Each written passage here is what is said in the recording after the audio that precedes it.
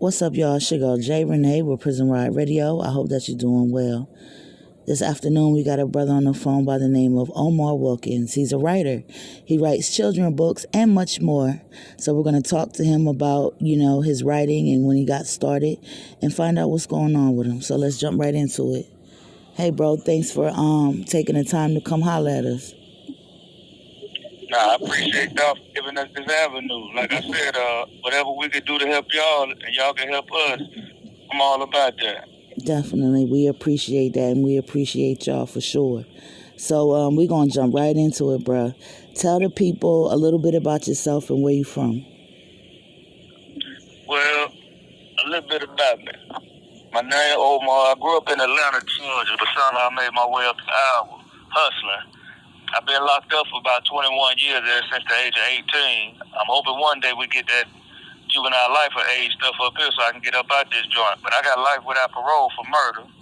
Making stupid decisions at a young age, and now that the 18-year-old decisions are caught up with the 39-year-old man, you know what I mean? Right, I understand that. 21 years is a long time to stand up on. How do you stay motivated, and how are you staying motivated through that time? To be honest with you, when I first came to the penitentiary, my motivation was hate. I hated everybody and everything, so I thrived off of hate. But the more you grow, you reach a maturation point to where you start to figure out hate don't do nothing but eat you up.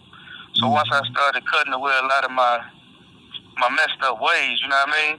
I started cultivating new stuff inside of me. And now I live off faith and hope now. Faith, hope, and love. I figure if I can go in the way of love, faith, and hope, and stay away from hate, I'd be cool. And that's when I came up with like children's books and just being creative and just start writing and just expressing myself. Okay, yeah, well, those are definitely 3 great things and awesome things to build life around and to look forward to. So I'm glad that you had that transition, that happened to you in your life. So you bring up children's books. And I know you wrote quite a few. So before we get into the children's books, let me ask you, how long have you been writing? I've probably been writing. To be honest with you, I found my passion for writing when my homie wrote a hood book, and I read it. Okay. And when I read it, I was like, man, I could do this. But I don't want to write about the hood because I lived that, and I don't want to glorify that no more. So I had to figure out what I wanted to write and what was going to be unique to me. And I figured writing children's books was my passion. The first one I wrote was for my homegirl, Tanetta. She got shot, and she was paralyzed from the waist down. So she asked me to write something for her. So I wrote a children's book titled Liloli and Omo, The Adventures of Liloli and Omo. And it was about me being Omo, the elephant that carried her around the fairyland so that she can have fun in the fairyland, and I protect her. Because that's what I was for when I was out there on the streets. She's my childhood friend. We've been cool ever since. But from that one little seed, a bunch of more seeds had sprouted. And next thing you know, I started writing children's poetry, like neighborhood books with my homies in here about the neighborhood and just learning how to problem solve in our neighborhood without violence, without guns, and things of that nature. Wow. I think that's really, really awesome. Not only that your first book was dedicated to your friend, but just the whole premise of what you write about. And it's very, very important because some of these kids, they might not have an adult or somebody around that can just steer them in the right way. So the fact that you putting it in a book, I think is really cool, bro. So, how many books have you written so far? I got one published so far, but books that I done written, I probably done wrote about 30 books. Wow. I write series. Like I got The Adventures of Muffin Cake. That's about a little girl who go on educational adventures. I got Detroit's Findings. I wrote that for my homie in here. He wanted to do something for his kids in his neighborhood. I got the M&M's Game. That's the #1 book game. Okay. Just trying to change the culture on how we see gangs or violence or bullying. Everything in our neighborhood, it don't have to have a bad connotation to it. Some things in our neighborhood, I take that back. A lot of things in our neighborhood are good as they are. We just got to get rid of the things that's not. Right. I agree with you there. So you got one published. You got many that are waiting to be published. Where can people find the one that's already published? It's on Amazon.com. You go to children's books and you can look it up. The Adventures of Liloli and Omo. Also, I got a website out there that's up under my name where I do a lot of political pieces. I Okay. love writing political pieces about what's going on in the world. I love writing about my blackness. Right. And the uniqueness of my blackness and the gift that my blackness is, and just my experience.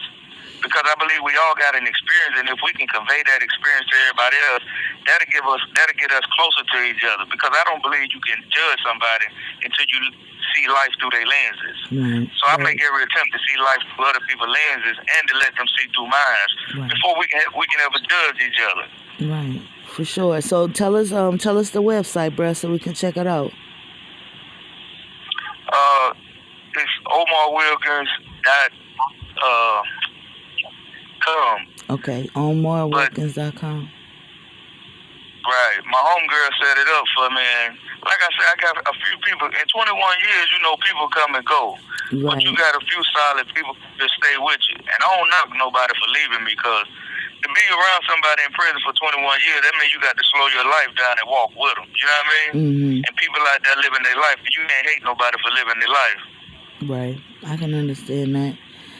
So we definitely want to make sure that we check out the book. So let's talk a little bit about your revolutionary pieces. I know we don't have too much time, but I do want to tap into it because I'm definitely into that, in the children's books, all of that. So when it comes to your revolutionary pieces, what made you want to decide to, write about that type of stuff? Because somebody got to tell the story. I look at all this stuff that go on with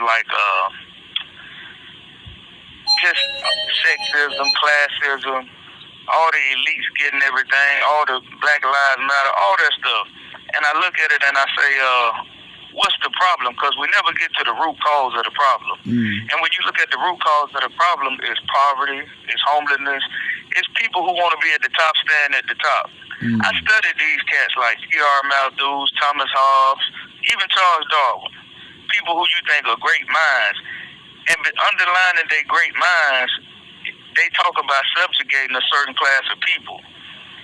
And that's where our society, that's where our ideologies come from.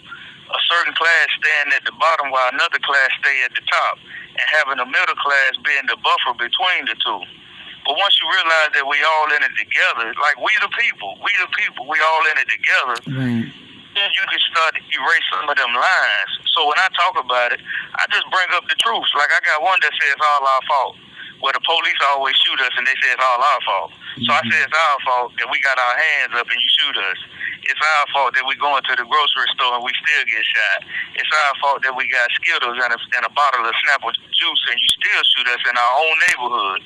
It's all our fault, no matter what we do. But I'm just showing you how ludicrous it is that we still being subjugated and emasculated at a time where we talking about life, liberty, and the pursuit of happiness. Right. Yeah, brother, that's dope, and we definitely need that type of literature out in the world. I appreciate you for putting it out there for sure. We definitely want to direct everybody to it. So, excuse me. So before you leave, is there anything that you want to leave us with? Any words, any gem dropping? Harriet Tubman said something. She said, every great dream begins with a dreamer. Well, I always thought about that, and I said, in order to make a dream come into fruition, you got to have a few things. You got to have faith, desire, will, and persistence. Nothing gets done without faith. So I'm telling everybody, have faith in yourself and desire. You got to desire what you want, almost to the point where it's an obsession. And once you do that, you got to have a strong will. Because there's so many haters in the world who will tell you your idea ain't the greatest thing in the world. But you got to believe it is. And that's where persistence comes in. You got to fight no matter what. I used to tell cats on the street I could sell anything from dope to hope. And I was a supreme hustler. But now that I look at life and I go back over it, I see when you hustle for the wrong things, you get the wrong results. But when you hustle for the right things, you get the right results. So when you dream big for the right things. And when you hustle big for the right things. And everything else will come into fruition.